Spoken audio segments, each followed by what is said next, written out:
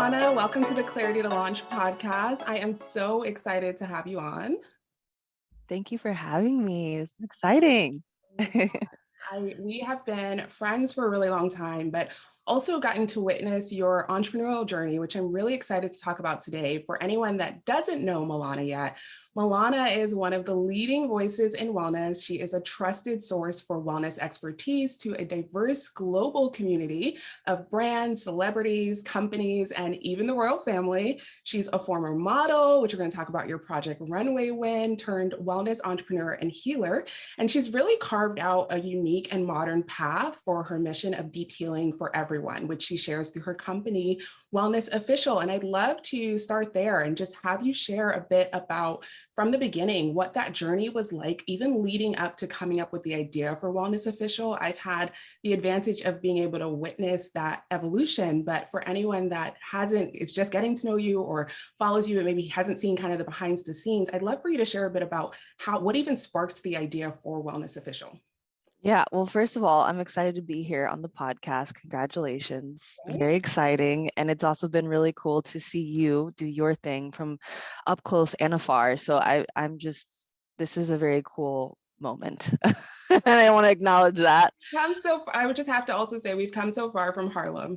Millana and I met on 125th Street at our old job. And with the journey from there to here, it's been like over 10 years, which is crazy to think about. But Yeah, a lot has changed. And, I guess the first part to answer your question is, Wellness Official for me was actually one of the most transformational things in my life to come along. And I didn't expect Wellness Official to become what it's become, because it was actually very much a part of a healing process that I was having at the time. This was in 2017, coming out of a disastrous end to my first business. And I think it's important for me to share that with people, because I had my first business, which in one way was just a passion and a hobby that became a business. Serene, I started that in 2012 and built that slowly over time for 5 years. And then in 2017 had a very crazy end to that with my business partners, and the ideas that we had just weren't working out, and really having like a rock bottom moment in 2017 of being like, okay, how did that just happen? How did I destroy my company that I love so much? How did I get blindsided by business partners and my own inability to kind of see what was really happening in my own world? And so, in the healing of that, and in the confronting of myself, and really being like, okay, how did I get myself here? I came to realize that what Wellness Official was really about was kind of the answer that I was ignoring, which was that I'm a community builder, that I am very passionate about diversity and inclusion, and not just in wellness, but in all spaces in our culture. That out of my own experiences of not having seen a lot of diversity and inclusion in the wellness space, in what we call the wellness industry, I needed to be the answer to that, the response to that. And in my healing process, I wanted to also set myself up so that I could continually prioritize healing and make healing something that was accessible to people that looked like me and came from some of the same places that I came from. And so out of that very dark period, the response to healing was, am I willing to actually be what I want to see, and really rise to that occasion? And so that's how Wellness Official started. I love it. And you said something I want to come back to, the answer that you were ignoring. Can you talk Mhm. about that a bit more? Because I even without you going into context, just that triggered something in me, because I feel like there's so many times along our path where we're hearing our inner voice, we're hearing outer voice, and it's like, nope, nope, nope, until, like you said, you hit rock bottom. Like, it's like, no, I'm going to make you listen. Yes, my prayer is that y'all do not have to hit rock bottom like I did before you finally answer those questions, because it was a really tough time. And for me, the first thing that comes to mind when I said that, and then when you asked me, was stepping into my power. I Mm, think the number one thing that I had to really take responsibility for was that I would not take any ownership over what I knew, like what I knew, what I understood, my own unique lens on the world and on wellness and healing. I would constantly defer to other people. I didn't think I was smart enough. I thought that if someone went to Yale, that means that they were more informed than I was. I mean, that's a literal thought, you know? Yeah. And so a lot of what I realized was that um, I had really long held beliefs around my inability to launch my own ideas, my inability to, or my beliefs around my inability to take the lead. Yeah. And so what would happen in response is that people would test that. People would take advantage of what I was willing to just take. Here, take this. I don't know what I'm doing, right? And instead, what I really had to come to the realization of is, well, I've lived this life and my life is incredibly unique. I started meditating when I was 4 years old. I have never worked a corporate job in my life. I have gone through all kinds of poverty and crazy, incredible experiences, from modeling to working at Vibe with you, to moving to New York when I was just 19, seeing the world as a Black woman, as an Afro Latina woman, as a mixed person. There was a lot of things that I understood about the world that I needed to own and actually say, you know what? I don't know everything. I'm still learning. I'm still figuring things out. But these things have worked for me. These are the things that I see that no one else out here seems to be, pushing to the forefront. And so I'm going to do that. And I'm going to own that, own my responsibility, and own that there are other people like me out in the world that are seeking this too, instead of being afraid that maybe somebody else could do it better. Yeah, and I always say like there's relatively speaking, everything exists in some form, but you and your unique thoughts, ideas, experiences are unique to you. And that's similar to what you were just saying. But I think something that I struggled with early on and that I know a lot of people in both of our audience probably struggle with is how do you go from, yeah, but someone else is already doing that and that's already been done, and to, you know what, I'm confident, I'm empowered by my unique story, my unique perspective, what I can add to the table. What are some, maybe some tips for some first steps someone can take to start to, because it's not something that happens overnight of, yeah, I'm so amazing, I'm great, from, oh my gosh, everyone else is better than you, right? Yeah. Well, I love that you added that last part, because I think that the most unpopular response that I could give to that question is that also things take time, and one of the things that I think about a lot is that I was willing to do things when nobody thought it was cool or interesting for a Yeah. long time. Like, I've been sharing this a lot more lately, but I slept on a lot of people's couches. I mean, some of the ladies who we worked with at Vibe magazine, I remember sleeping on their couches because I couldn't afford to get an apartment when my last apartment lease was up. So, you know, I do believe that there's a way to do these things without struggling as much as I did. And actually, my prayer and some of the work that I do today is to help people not have to struggle to the depths that I had to. And at the same time, some of the sacrifices that I made and some of the things that I decided, you know what, I will just put in the work. I will just focus on actually developing myself, prioritizing my healing over time became the things that I knew so deeply, so personally, that it wasn't that I needed confidence anymore to share it. I could genuinely say, this is what works for me. This is my story. This is what I've cultivated. And that nobody could take that away from me. And so for me, and what I like to share with people when they ask me questions is, like, it's actually going beyond confidence. It's going beyond having a brand or having an elevator pitch. It's actually living what you're teaching. It's knowing because you have done it. You've done the quote unquote work, which I know is kind of an annoying thing to hear sometimes, but really having said, you know what, I hear these nudges from spirit or from the universe, or however you interpret that, and I'm actually dedicated to going on that path. I'm not going to push that off and say, oh, well, that's for lucky people. I'm actually going to let it be me. Why not me? And I'm going to keep doing that over and over and over again until I really find what it is that's calling me. And by the way, I can tell you it's on the inside of you, not on the outside. And once you do that over time, nobody can take that away from you, and nobody can be better at it or more advanced, because it's yours and it's a unique thing that is co-created with that that greater source that lives within you and around you. So to me, that's the more authentic approach, and that's what's sustainable, because over this past 10 years I've been in this path as a professional in the wellness industry, I've seen so many people come and go, even people who had huge followings and even best-selling books, because I think a lot of it, from watching from the sidelines or being in the middle of it, is that some of them found that through the tools that are easy to kind of like buy and recreate, instead of actually embodying those things and then adding those tools. And I think that's the combination that a lot of times we just don't talk about. I love it. And you said something that reminded me of the fact that you were one of the first people in my personal circle to talk about manifestation.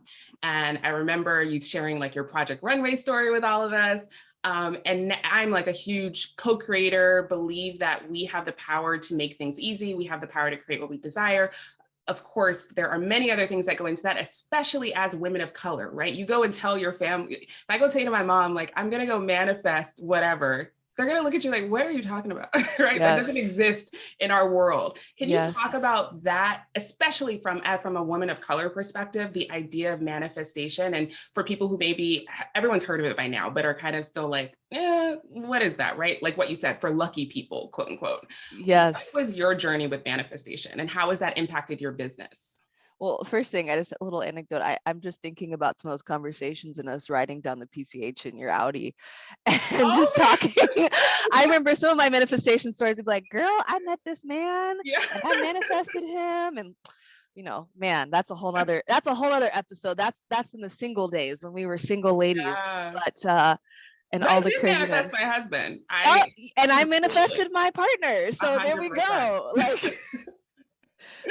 some of it was ugly at times for me. I don't know about you, but before I Yeah. met my man, that was a funny little manifestation world. But yes, I do believe in manifestation, and I actually, speaking of my boyfriend, when we first met, he actually asked me, "So, what is your opinion on manifestation? Because I don't know if I believe in that." And I was like, "Well, honey, I manifested you, so we should talk about it."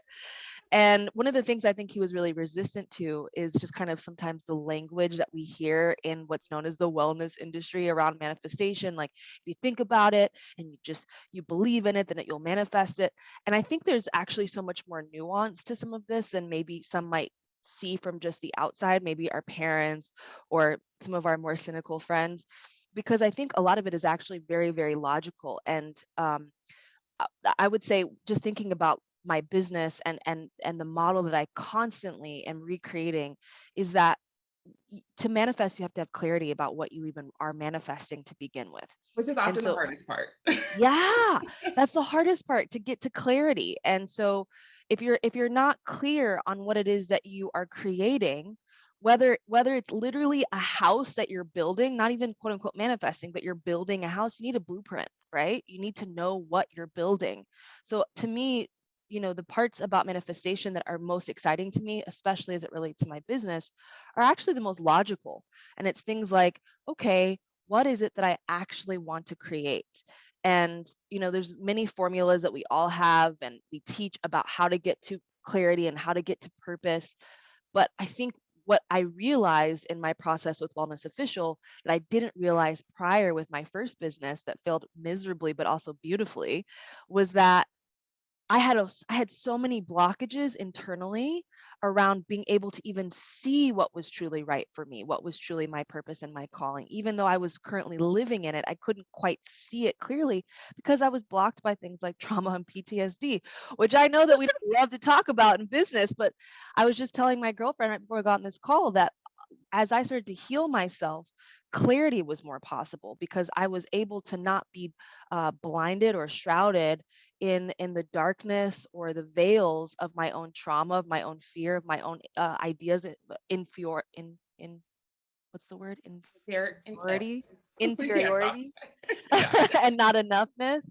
And so I would really ask anybody that's listening that this resonates with, if you're really wanting to build a business, know that that business that is calling you, that you can see for yourself in one way or another, or you just feel like you would like to be able to have, that is really the subconscious uh reason for refining your soul. Like, it's really not about the business, it's really about who you're going to become in the process of building that business.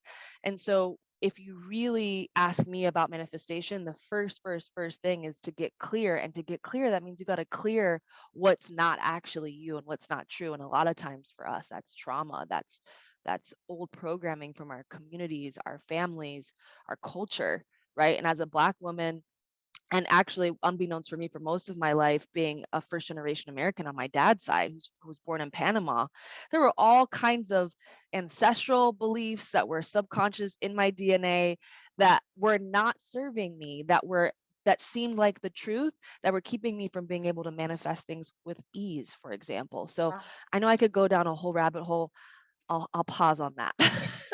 You talk about clarity though, and I remember definitely within probably about 10 years ago, being on my couch and like writing in a journal. I would love to create a women's empowerment platform. I had all these different ideas, but I couldn't visualize what is the thing? What is it? Is it a blog? What is it? Right. And I think a lot of people struggle with, I have this big idea, but I don't know what it is tangibly. How do I take the first step? I always tell my friends and clients, you've just got to start taking bold, messy action. And once you take the first next step, the next one is going to appear. I just started to like literally allow myself to play. I took piano lessons, things that had nothing to do with business, to chart almost what you were saying about figuring out, who am I really? Am I Yes. putting on this persona, or do I actually like going to this restaurant or doing these activities that I've said are my hobbies? Is that really me, or have I subscribed to that because who I think I'm supposed to be? I'm curious on what your perspective is on, even on your personal journey, or what you've seen have worked for some of the people that you've worked with in getting that first step of clarity. Like, we usually have this underlying big idea that might be subconscious, conscious, but then it's like, well, what do I do first? How do I even figure out what that looks like? Well, I also just realized that clarity is like one of the keywords of this entire show, right?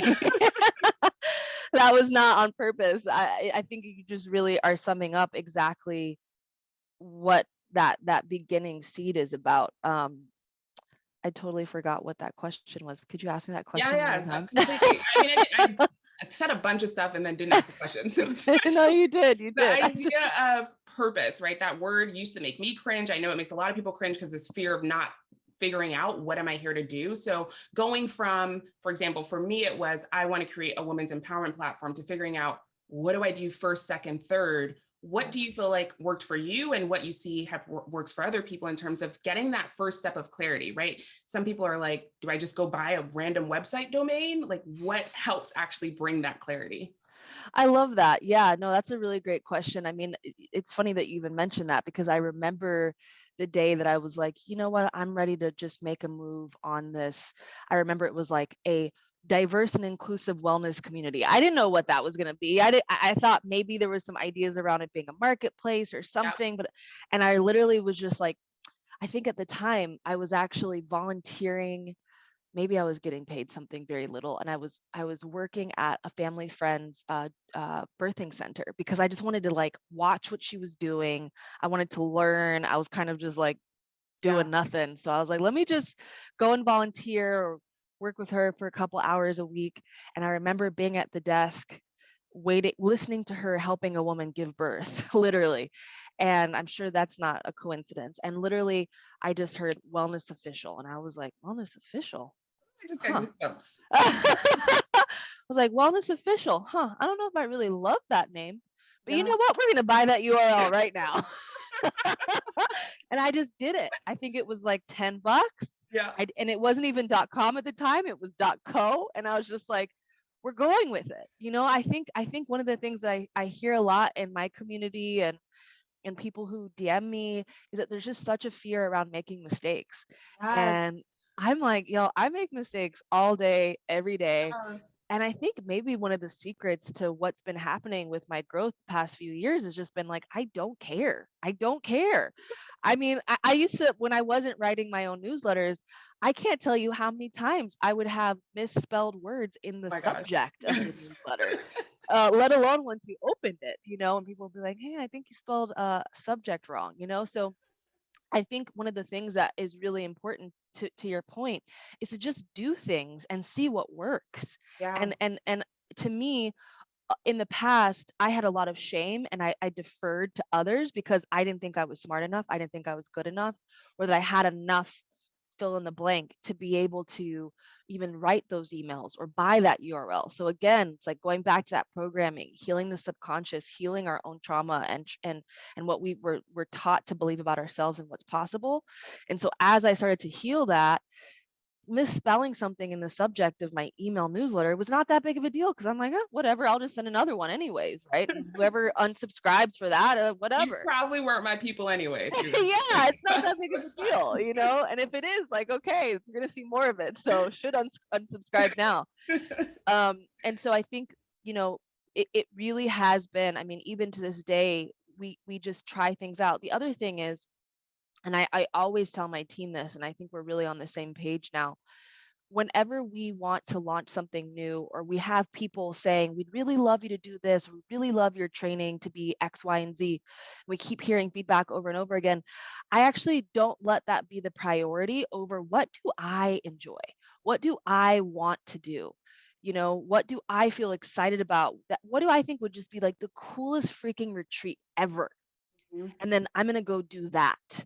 Because I think one of the things that can get really that can quickly happen when we create businesses, especially people who come from more corporate backgrounds than I, is that they can kind of set up businesses that are more like a corporate business that they came from, that are not fun. They're just going through the motions, doing what they think they should do because other people told them that's what the market wants. Yeah. And I'm really under the belief and the practice of, I'm going to do what I find really interesting and really fun and really healing, because that's really the lens of which everything passes through in my work. And then I'm going to see who else thinks that's cool. Yeah. And I'm going to see if I can yell that from as many rooftops as possible, so I can find as many people that also think that that's healing and helpful. And then what I found is that's how things stick. And when Love they it. don't stick, or I don't find it helpful or healing anymore, I let it go. Mhm. Yeah, that's the hardest thing to do. And you introduced me to breath work. And I'd love for you to share a little bit about what breath work is for anyone that doesn't know. But also, I know that's something you offer your community. What is your process in creating the offerings for your business? I know you said you kind of figure out, okay, what do I want to do? What's maybe your process and how someone else can maybe translate that for their own business when they're trying to figure out, well, what do I actually offer people here? Yeah, I love that. It's actually funny that you asked me, because again, I was literally just talking to a friend of mine who asked me that right before I got on this call. And you know, I shared with her that my first training that I did, so I teach integrative energy healing, which is a fusion of breath work and energy healing that focuses on the chakra system, the subconscious mind, and using breath work to take us into altered states so that we can basically be a witness to our own patterns and make new choices. And so the breath work that I teach is a very deep practice, as in it takes you to states that are similar to what's induced with psychedelics without taking psychedelics. And so sometimes people can get to those states when they're dreaming or doing really deep meditation sessions, or even taking psychedelics or doing things like EMDR or hypnosis. But this breath work is a very specific pattern of breath. And within minutes, if you're guided in a certain way, you can really see parts of your psyche that maybe you've blocked from yourself. And so, I actually got to this practice of integrative energy healing through a winding path of many years of just trying things out. And again, for me, it was like I had a lot of trauma, I had a lot of PTSD. I put that in air quotes because I know that those words sound, Latin, with all kinds of, ideas of what that means. But for me, I was carrying a lot of things from my childhood that really were showing up in my day-to-day life. And I needed to find something that could actually help me heal that. And so I just kept practicing different things, kept going to different classes, um, trying things at home. And then slowly I started to share that with people very organically. I would share with people when I would hold events. I would say, if you'd like to get some energy healing after, you can stay. And then over time, the things that people really liked, I started to hone in on more. The things that I found were really working, that I also simultaneously enjoyed and felt were impacting me in my own healing, I started to hone in. And I would be like, there's something about this breath work that I'm practicing at home that is really, really, really potent. Why don't I bring this breath work to my energy healing practice? And so then I would slowly work on that and see how that was working, and kind of experiment with my clients, sharing with them, I'm experimenting. I wonder if you'd be open to trying this thing. And then over time, again, I would hear more feedback, hear more things that people liked, and I would hone in on that more. And it wasn't until 2020, after practicing as an energy and breathwork teacher for a few years full time, did I finally give in to the request to teach it as a teacher training. And that was just because so many people were asking me. But by the time I had gotten to that, I had really gotten clear on my own specific formula because I tried things out and I put the time in and I just kept practicing. So I'll say this to say that for me, with the people who train in my energy healing classes and trainings, I always say to them, put in 200 hours. Just keep practicing, because then you'll see what you're particularly expert at. You'll see where you can really serve people because you've tried it out enough times. Yeah. And then they'll give you the feedback and you'll be able to understand exactly what that offering is that's unique and specific and potent specifically from you. Yeah. And I think the biggest thing that I hear in all that you say is you're not afraid to make mistakes. And I actually get excited about making mistakes because mistakes bring you data. I always feel like if I'm afraid of making mistakes, I'm basically saying, success, I don't want you. Like, I want the data as quickly as I can to do exactly what you were just saying, that fine tuning, fine tuning. What am I excited about? What are other people reacting to?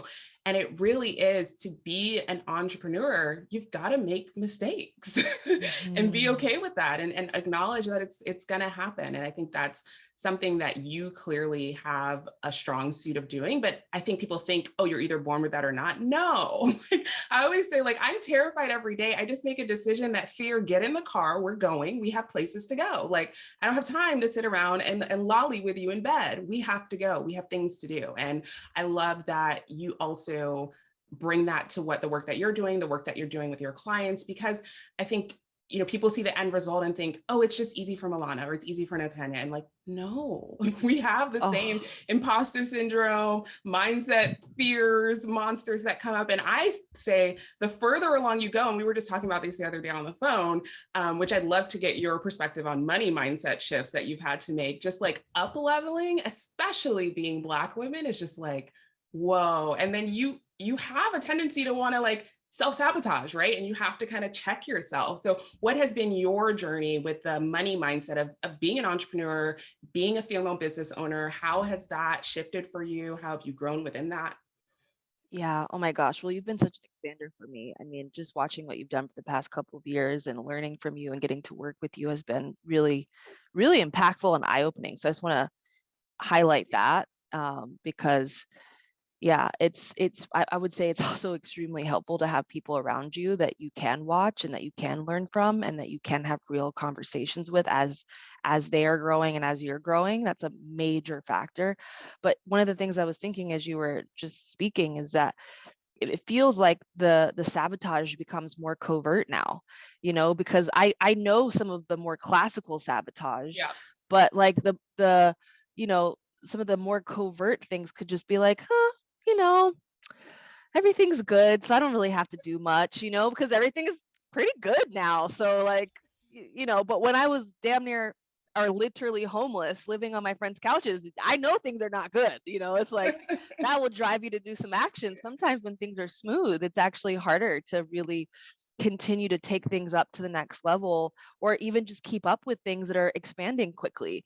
Um, so for me, I would say with money and my transformation with money has been so profound and so meaningful for me because money for me was just literally one of the biggest struggles that I had. And I didn't come from money. I didn't come from a family that taught me just even basic skills around money, but I had always been a hustler. And that wasn't that for many years was very helpful to help me get out of tough spots, but it wasn't helpful for me after when hustling was no longer really the way to do it.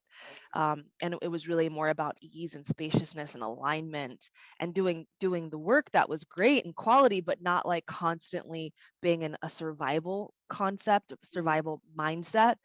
And so, it's been really interesting because I was just thinking even this morning when I was 16 years old, I actually started a high school sorority called the Diamond Duchess. I don't know if I ever told you I that. know. I started a high school sorority. Actually, I think I was 15, called the Diamond Duchess in Houston, Texas. and we had 55 girls. And then via Survivor style, which is not a coincidence that we literally modeled the selection process like the horrible survival TV show.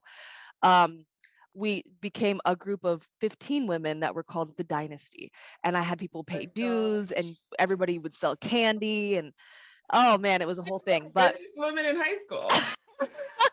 we used to do car washes at 17, and I'd be like, girls, you better wear short shorts because that's how we're gonna make more money. I mean, it was horrible. It was really it was not the way Photos to be somewhere. all the I time. see photos. But but it was really in my blood to pull myself upward. But what I realized was also in my training as a young human being was that survival was the only option, and that there wasn't this thing where you were given thriving, that thriving was like some far off thing that might happen to you when you get older if you're lucky, and that you just got to survive. And so for me, transcending that was really challenging. I have to be constantly mindful of that mindset. It doesn't creep up on me that often anymore, but it took a lot of work in the past 3-4 years to really transcend survival mode. And looking back, I think that sometimes being in survival mode when you are actually in a life or death situation, or you're living in an abusive household, or you're really struggling to get by with your most basic needs, sometimes you have to activate that animal part of our psyche. But once we get ourselves out of those basic needs being met, I find that survival mode, especially as it relates to money, is not helpful. And so it's really transcending that for me that's been I believe how I was able to come into real wealth building as it relates to my work and my finances. Yeah, you posted the other day, sometimes money is the cheapest price to pay. And just that sentence, you said a whole word for my entire life, like everyone's entire life. I was like, take us to church, Millana. Because Yeah. it's so true. Like, we can sacrifice peace, we can sacrifice our happiness from avoiding investing in ourselves. And we often give up so much more than whatever the dollar amount is. Obviously, you have to have the resources to be able to invest in certain things. But I really, just that one sentence, I was like, oh my gosh, I feel seen. Oh, yeah. Well, even you retweeting it, I was like, oh, and she right on time reminded me I need to invest in myself right now. I think something that comes to mind with that, I was just thinking about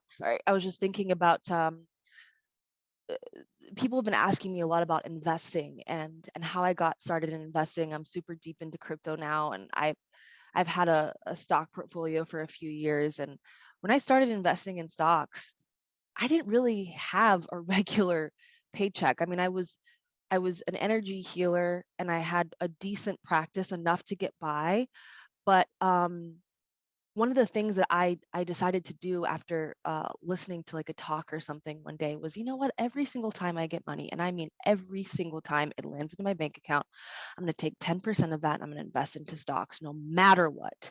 And if for some reason by the time I go to my bank account and it's over withdrawn, which would happen a lot, and I know some of y'all hear me on that, I would make up for it when that money got replenished. And so I did that religiously, no matter what. And a funny thing started to happen. I started to make more money. Of course you did. Of course you did. And not only did I start to make more money, and of course, that's not even just manifestation, but I would then go look in my brokerage accounts and be like, oh my God, I've got a few $1,000s here. Yeah. Oh my God, that investment in Apple just grew up by 30% over 2 years. And those kinds of things are working in the background in your subconscious mind as well as in your brokerage account or in your business accounts, right? Because in your mind, you know that you've got a little bit more cushion, you've got a little bit more safety, you've got a little bit more support, you know that you've got something that's growing and working for you. And in the subconscious mind, that's doing so much for the kind of bets that you're going to take, the chances you'll take, because you know that you're betting on yourself, that you're willing to put something aside for the future and that it's worth it. And so it's little things like that, let alone investing in courses or amazing coaches or even a really important book. I find that we just say we don't have it, but really it's the mindset that we don't have it that keeps us from being able to get even just something so simple as $20 put aside to grow. Yes, I love that. And it's really start with what you have today because you just by what you said, you are living proof of that. I would often, if I only had $5 put in a savings account, that $5 was going in there. And it's the Yes. practice and what you were saying, like you did it religiously, the repetition that also put something in you subconsciously, like you also are just disciplined and that's important to you. It's a priority to you. And you Yes. got so much more back in return. Yes. This has been incredible. You have given so many gems. I'm so excited for everyone to learn more about you and see a little bit of what I get to see and just witnessing all that you're doing to really change not just wellness, but the space for women, for Black women, for women of color. You're doing so much. And I'm excited to see what you do with crypto and investing because I want to learn from you. So I know a lot of you are probably wanting to learn more from Millana.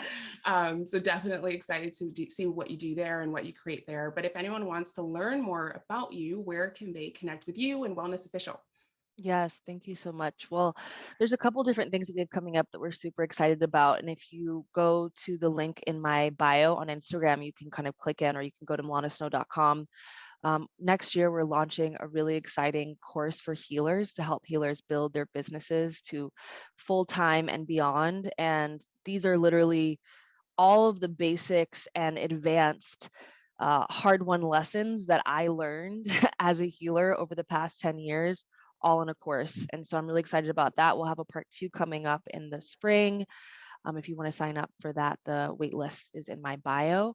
We also are going to be launching a few different energy healing trainings next year, which I'm super excited about because we'll be doing some out of the country. We'll be in Europe.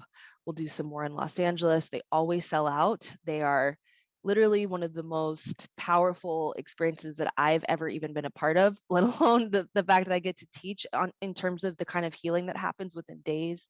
So if that's something that you're looking for your own personal healing journey, or you want to be a healer and you want some more tools to help your clients with, that's also a great way to do it. So you can go to the link in my bio. There's a wait list for that. And then lastly, I think, when it comes to crypto and all things stocks and investment, I'm really excited about it. We're going to be doing some really cool projects and some courses and workshops in the next couple of months. So if you're interested, you can also just get on the newsletter and you'll get all the updates, and you'll just be able to watch on my Instagram in general because I'll be dropping all kinds of stuff for the next few months anyways. Love it. And I have to ask this question because the thing that sparked my journey was really figuring out what was something I always wanted to do. I'd love to know, and I know you are someone that like speaks things into existence and you've done so much already. Is there something that's on your like 1-day list? And it could be related to what you're already doing, completely unrelated, but I'd love to know what's on your 1-day list. I love it. Well, I feel like anybody who's in my community who's ever heard me on a podcast, they know that I am just so excited about the home that my boyfriend and I are going to be buying, Yes. because I want to have acreage in the middle of East Side LA. And Oh my so goodness, I love that. it's not just buying a house, it's finding the property that has acreage and or maybe buying a few different houses. So that is something that I'm just like super excited about, that I've been creating. And yeah, I think that's one of my 1-day manifestations that's actually unfolding in real time right now. So I'll Of keep you course it updated on is. that. Milana is like, I feel like if you just like touch Milana, manifestation like rubs off on you. Hell yeah, come give me a hug. I got you. Thank you so much. I will link to Milana's Instagram and website in the show notes. And thank you so much, Milana. Thank you.